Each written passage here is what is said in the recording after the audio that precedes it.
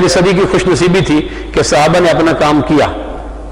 اس کو اقبال کہتا ہے نا، تھے ہم ہی ایک تیرے مار کا آراؤں میں،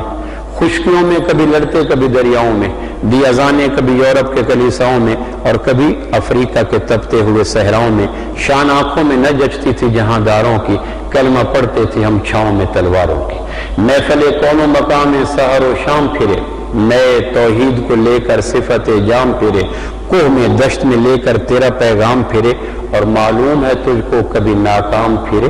دشت و دشت رہے دریا بھی نہ چھوڑے ہم نے، بحر ظلمات میں دوڑا دیے گھوڑے ہم نے. ٹل نہ سکتے تھے اگر جنگ میں اڑ جاتے تھے، پاؤں شیروں کے بھی میدان سے اکھڑ جاتے تھے. تجھ سے سرکش ہوا کوئی تو بگڑ جاتے تھے، تیغ کیا چیز ہے ہم توپ سے لڑ جاتے تھے. نقش توحید کا ہر دل پہ بٹھایا ہم نے، زیر خنجر بھی یہ پیغام سنایا ہم نے. پہلی صدی کی خوش نصیبی تھی، اس کو ایسے رجال اللہ ملے، ایسے قدسی صفت لوگ ملے، ایسے نظریاتی اور مشتری لوگ ملے جن کی زندگی کا مقصد بقول حفیظ جلندری، میری زندگی کا مقصد تیرے دین کی سرفرازی، میں اسی لیے مسلمان، میں اسی لیے نمازی.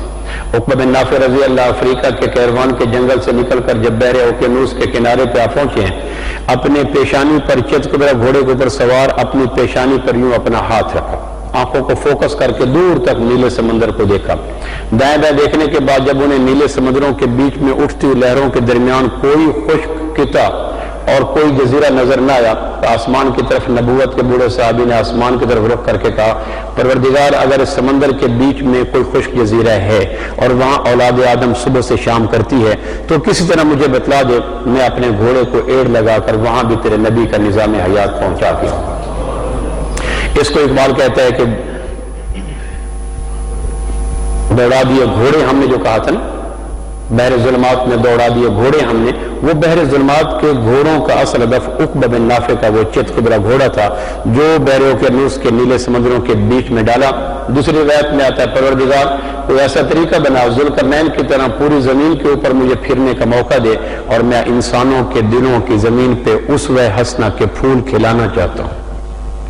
یہ خوش نصیب دور تھا جب ہر طرف سوغات تقسیم ہو رہی تھی، روشنیوں کا سفر شروع تھا، ہدایت کا سفر شروع تھا، خوشبوؤں کا سفر شروع تھا، دلوں کے تاریکیوں تک نبوت کا اسوہ حسنہ کی روشنیاں چاندنیاں اترتی چلی جا رہی تھی. آنکھوں میں چمک تھی، زبان پہ حیا تھی، کانوں میں سچ جا رہا تھا، دماغوں کے اندر شوق آخرت تھا. کہیں کوئی ناگوار صورتحال نہیں تھی. وجہ یہ تھی کہ لوگوں کے دلوں کی زمین پر اسوہ حسنہ کی پلانٹیشن کرنے والے صحابہ جگہ جگہ نگر نگر گلی گلی پھر رہے تھے اور ہر جگہ امن ہی امن تھا. کم نصیبی یہ آئی کہ ہمارا دور وہ آیا جس میں تاجر کو بزنس سے فرصت نہیں، کاشتکار کو بیل کے دموں سے فرصت نہیں، ملازم کو پروموشن سے فرصت نہیں، اور جوان کو کرکٹ کا ذوق اس طرح دے دیا گیا کہ اس کی کل ترجیحات ایک کرکٹ اور ایک چوکے اور ایک چھکے تک مرتکز ہو کر رہے گی. زاغوں کے تصرف میں عقابوں کا نشے